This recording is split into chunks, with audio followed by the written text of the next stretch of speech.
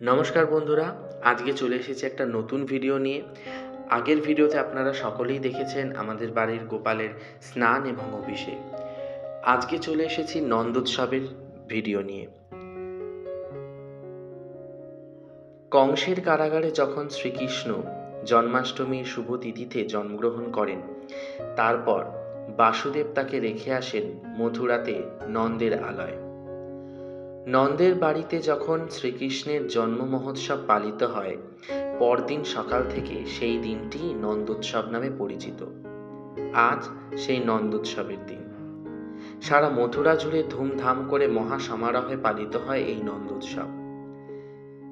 আমাদের বাংলার ঘরে ঘরেও যাদের বাড়িতে গোপাল প্রতিষ্ঠিত আছেন, আমরা প্রত্যেকেই পালন করি এই নন্দোৎসব দিন। আজকের দিনে গোপালকে দেওয়া হয় অন্নভোগ। আমরা প্রত্যেক বছর আমাদের বাড়িতে নন্দোৎসবের দিনই গোপালের অন্নভোগের আয়োজন করি। এবছরেও তার অন্যথা হয়নি। রীতি মেনে সকাল থেকে গোপালের রান্নার তোড়জোড় শুরু করে দিয়েছি। আর আজকে আমাদের গোপালকে পুরোপুরি সাজানোর পর কিরকম দেখতে লাগছে তোমরা সবাই কমেন্ট করে জানাবে। আর গোপালের জন্য কিন্তু এই ভিডিওটাতে কিন্তু একটা লাইক অবশ্যই চাই। ভিডিওটা নিজেদের বন্ধুদের মধ্যে, আত্মীয় স্বজনদের মধ্যে শেয়ার করো।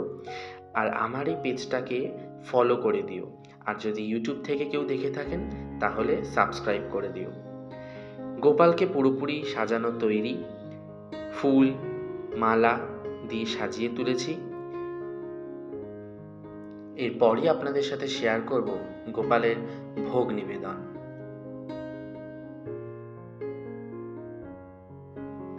গোপুর জন্মদিন উপলক্ষে সাজিয়ে দিয়েছি সেই জায়গাটি একটু বেলুন দিয়ে। আর জন্মদিনে আমরা প্রত্যেকেই কেক কাটি, তাই গোপুও কেক কাটবে না সেটা কখনো কি হতে পারে? তাই আমার বন্ধুর কেক বানায়, ওর কাছ থেকে অর্ডার করিয়ে আনিয়েছি স্পেশালি গোপুর জন্য এই কেকটি। সম্পূর্ণ নিরামিষ। ও খুব ভালোভাবেই কেকটি তৈরি করেছে। আর কেকটা খেতে ছিল কিন্তু দুর্দান্ত, খুব সুন্দর টেস্ট ছিল কেকের। আমরা তো প্রত্যেকেই চকলেট ক্যাডবেরি খেতে খুব ভালোবাসি, আমাদের গোপুও কিন্তু ভালোবাসে, তাই গোপুর জন্য কিছু চকলেট ক্যাডবেরিও রেখেছি। ভোগ নিবেদন এখন করব।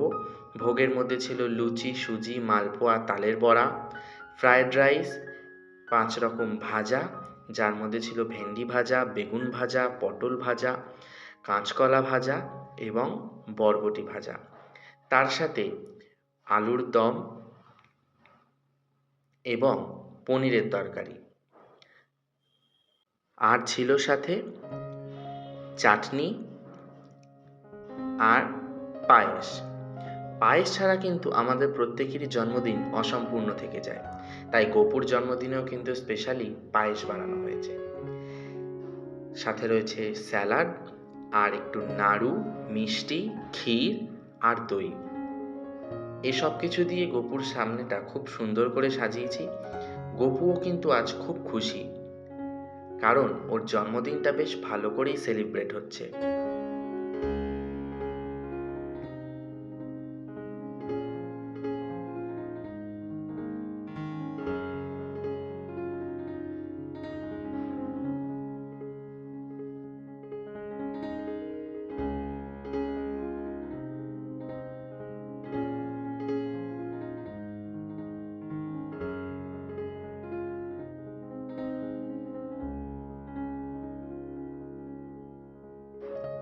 আজকের মতো ভিডিওটা এইটুকুনি।